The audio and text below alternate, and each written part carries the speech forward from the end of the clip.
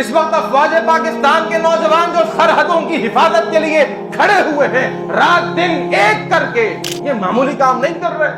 سرحدوں کی حفاظت کرنا، لشکروں کی پہرے داری کرنا۔ آئیے میں ایک آپ کو حدیث سناتا ہوں۔ نبی علیہ الصلوۃ والسلام کی خدمت میں ایک جنازہ لایا گیا، آپ آگے بڑھے کہ جنازہ پڑھائیں، حضرت عمر بن خطاب رضی اللہ تعالی عنہ نے روک دیا۔ اللہ کے رسول علیہ الصلوۃ والسلام، لا تصلی علیہ، اس کا جنازہ مت پڑھائیے۔ کیوں؟ انہ رجل فاسق و فاجر، یہ بڑا فاسق فاجر آدمی، اور اتنا فسق و فجور اس کے اندر پایا جاتا تھا کہ جس کے بارے میں کون کہہ رہے؟ عمر بن خطاب 22.5 لاکھ مربع میل کے فاتح حکمران، یہ فاسق اور فاجر ہے۔ آپ رک گئے۔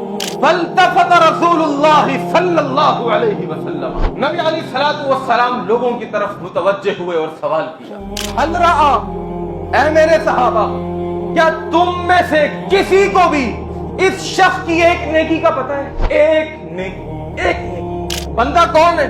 عمر بن خطاب کہہ رہے ہیں فاسق ہے، فاجر ہے، اللہ کے رسول جنازہ مت پڑھائیے۔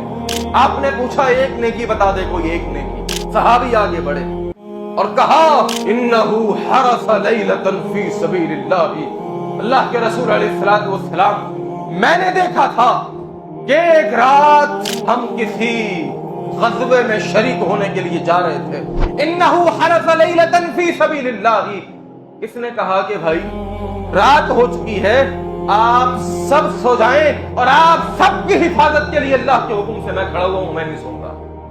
اس نے ایک رات اسلامی لشکر کی پہرہ داری کی تھی، بس مجاہدوں کا خیال رکھا تھا کہ کہیں سے کوئی تیر نہ آ جائے، کہیں سے کوئی دشمن حملہ آور نہ ہو جائے، کہیں سے کوئی گھڑ سوار گھوڑے سر پر دوڑاتا ہوا حملہ آور نہ ہو جائے۔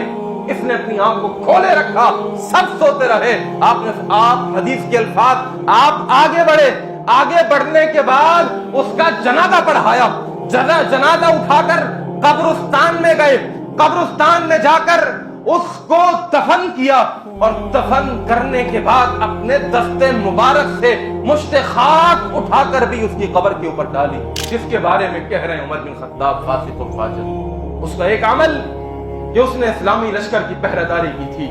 تو آج افواج پاکستان سرحدوں کی حفاظت کے لیے جو کھڑے ہوئے ہیں، یہ کوئی معمولی عمل نہیں کر رہے۔ اللہ ان کی حفاظت فرمائے، اللہ پاکستان کی حفاظت فرمائے، اللہ افواج پاکستان کی حفاظت فرمائے۔ ہماری طرف بڑھنے والے ہر شر کو، ہر دشمن کو اللہ سبحانہ و تعالی نیست و نابود فرمائے۔